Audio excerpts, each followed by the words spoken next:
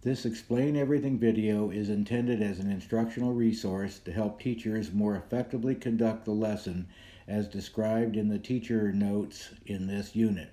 The same acceptable use policy restrictions apply to this video as they do to the rest of the curricular materials made available by AMTA. Students might not have a good idea of how to interpret the class data from any of the mass and change experiments. Most will suggest that they should add the values and divide by the number of data points. This approach can be really skewed by one or two outliers. A graphical representation, such as a histogram or a box and whiskers plot, is a better way to visualize the distribution of data. This video will deal with making and interpreting histograms in Logger Pro. In the Resources folder for Unit 1 is a Logger Pro file, histogram-blank.cmbl. Open this file in Logger Pro and enter class data for the change in mass in the column labeled delta M.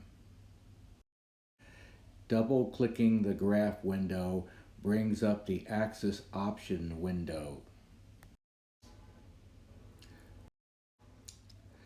The bin size 0.02 reflects the precision of the balance, plus or minus 1/100th of a gram.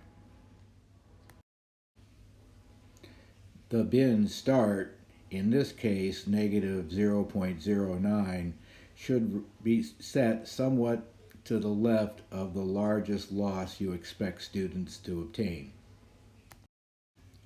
This, of course, can be adjusted as needed. As class data is entered into the delta M column, bars whose height reflects the frequency appears in the histogram. Note that a value that falls on the boundary of a bin is typically placed in the bin to the right of the boundary. Thus, losses of 0.03 and 0.02 grams fall in the bin negative 0.03 to negative 0.01 grams.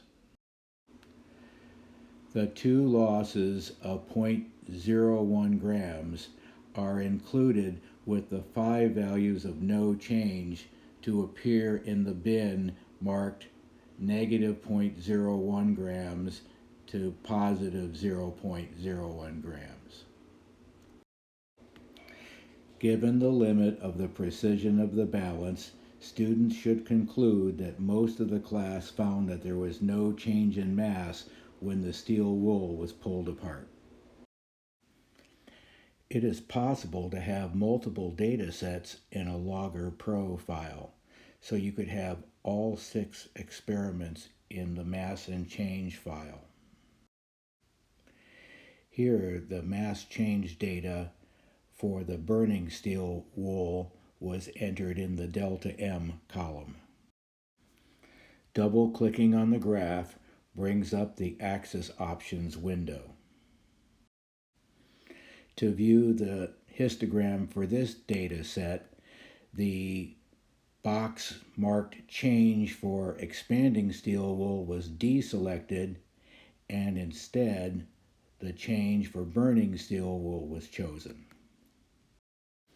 Double-clicking on the graph also allows you to access the graph options window, where you can change the title of the graph. This histogram clearly shows that there is a non-negligible gain in mass when the steel wool is burned or ignited with a battery.